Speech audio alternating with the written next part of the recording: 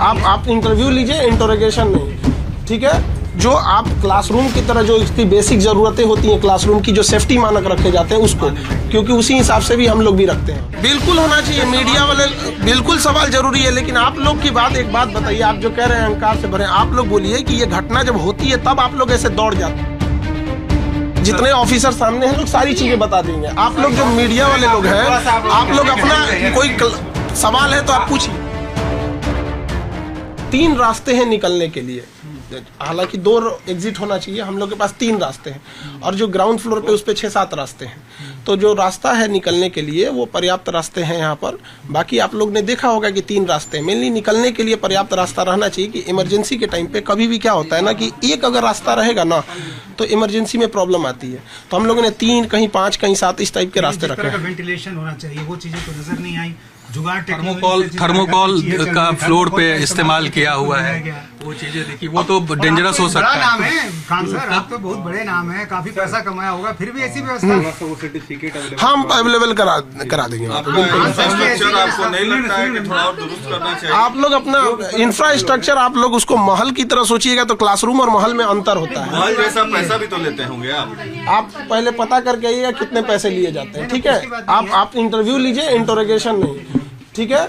जो आप क्लासरूम की तरह जो इसकी बेसिक ज़रूरतें होती हैं क्लासरूम की, जो सेफ्टी मानक रखे जाते हैं उसको, क्योंकि उसी हिसाब से भी हम लोग भी रखते हैं वहाँ पे।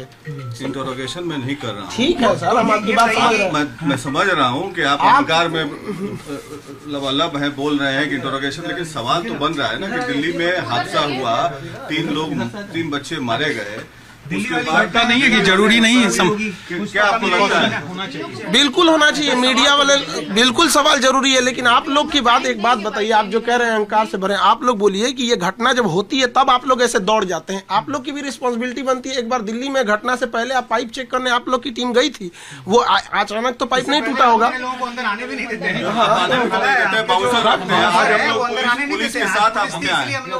हाँ, तो आप लोग क्लासरूम के अंदर आप आने दीजिएगा क्या? बाउंसर है आपके पास? क्यों नहीं है? आप आज कैसे आ गए? चलिए आप बताइए, मेन टॉपिक बताइए, आप मेन टॉपिक बात बताइए।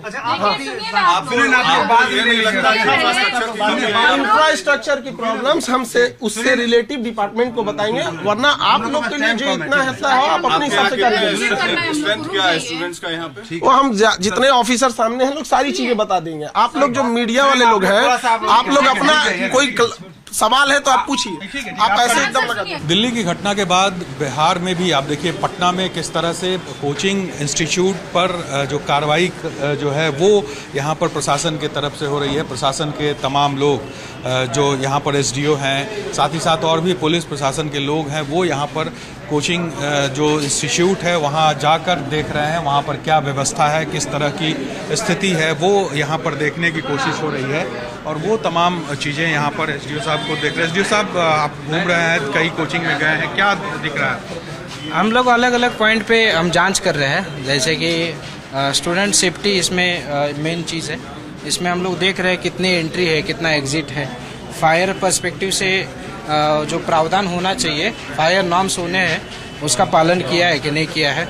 सबसे महत्वपूर्ण उसका निबंधन हुआ है कि नहीं हुआ है।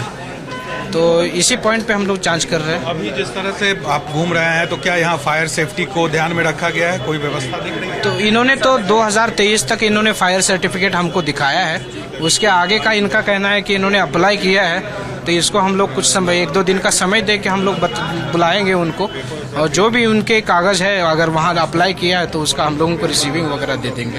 दोस्तों देखिए, यहाँ पर टीम जो है वो लगातार विजिट कर रही है। जो भी इंस्टीट्यूट है इस पूरे इलाके में, महेंद्रू का इलाका हो, भिखना पहाड़ी का इलाका हो, इन जगहों पर जो जांच है वो इस टीम के द्वारा की जा रही है। 6 टीम पट्टा में बनाई गई है और तमाम जो कोचिंग इंस्टीट्यूट है उसकी जांच का आदेश जिलाधिकारी ने दिया है, और उसी को लेकर यहाँ पर जो टीम है वो पहुंची हुई है। और एक एक कोचिंग में यहाँ पर जांच की प्रक्रिया चल रही है। बाहर भी देखिए आप किस तरह से कोचिंग के बाहर लोगों की भारी भीड़ है, चूँकि ये बहुत ही कंजस्टेड एरिया है और छात्रों के लिए ये कहा जाए कि हब है ये। यहाँ पर बड़ी संख्या में छात्र जो हैं वो यहाँ पर पढ़ने आते हैं बिहार के अलग अलग ज़िलों से, और वहीं पर इस तरह से जो कोचिंग संस्थान है वो बड़ी संख्या में खुले हुए हैं। और उसी को लेकर जो है वो जांच के आदेश है, क्योंकि दिल्ली में जिस तरह की घटना हुई है उसके बाद प्रशासन की बिहार में भी, पटना में भी नींद खुली है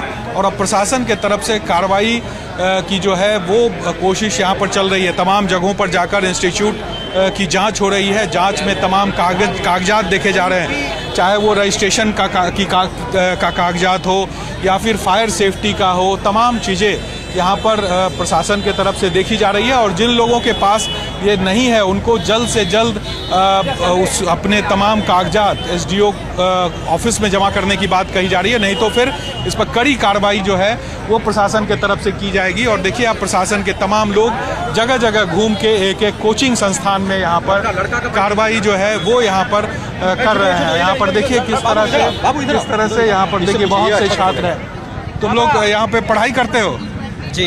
क्या लगता है यहाँ जो कोचिंग चलते हैं उसमें क्या क्या दिक्कतें आती है तुम लोग? सर दिक्कतें यहाँ पे सर यहाँ के मेनली कोचिंग इंस्टीट्यूशंस में यहाँ की दिक्कत ये है कि सर अगर आप नंबर ऑफ़ स्टूडेंट्स ज़्यादा हो जाते हैं और सीट्स कम होते हैं। सबसे बड़ी दिक्कत तो यहाँ भीड़ के साथ आपको सामना करके आप क्लासरूम में पढ़ने में जब दिक्कत होगी तो सर फ्यूचर की तो सोच छोड़ ही दीजिए। और रही बात ये सेफ्टी के पॉइंट ऑफ व्यू से क्या है? हाँ, सेफ्टी के पॉइंट ऑफ व्यू में सर अगर आप जैसे कि दिल्ली में नॉर्म्स फॉलो करते हैं ये लोग? जी, सेफ्टी नॉर्म्स फॉलो करते हैं? जी नहीं सर, उतने मेनली मोस्टली तो कोचिंग में नहीं देखा जा सकता है सर। कुछ कोचिंग्स ऐसे होंगे जहाँ पे मतलब ज़्यादातर इसी तरह चलते हैं। हाँ, बस आप लोग भी पढ़ाई करते हैं यहाँ? यस। क्या लगता है अगर कोई घटना हो जाए तो छात्रों के लिए कितना खतरा है यहाँ? सर खतरा तो यहाँ पे बहुत, इसके लिए बचाव के लिए करना चाहिए उपाय। नहीं रहता है क्या? नहीं, उपाय है, थोड़ा व्यवस्था करना चाहिए। पूरी तरह से नहीं है ये व्यवस्था। अब देखिए यहाँ पर बड़ी संख्या में छात्र भी, चूंकि ये पूरा जो एरिया है वो छात्रों का इलाका है, तो ऐसे में छात्र जो है वो बड़ी संख्या में यहाँ पर पहुँचे हैं। चूंकि जांच चल रही है और जांच में ये तमाम लोग यहाँ पर देखने भी पहुँचे। तो अब देखना होगा कि प्रशासन किस तरह की कार्रवाई करती है, क्योंकि ये पूरा जो आप देखे हैं इलाका ये कोचिंग इंस्टीट्यूट का हब माना जाता है। बड़ी संख्या में यहाँ पर कोचिंग इंस्टीट्यूट्स है, छात्र यहाँ पर बड़ी संख्या में पढ़ने आते हैं और उन छात्रों को यहाँ पर किस तरह की दिक्कतें होती है। देखिए यहाँ कई और छात्र हैं। आप लोग पढ़ाई कर रहे हैं, यहीं पढ़ते हैं? Yes sir. कोचिंग में? Yes sir. क्या कोचिंग में कोई दिक्कत भी होती है आप लोग को? जी सर, कोई दिक्कत तो नहीं है।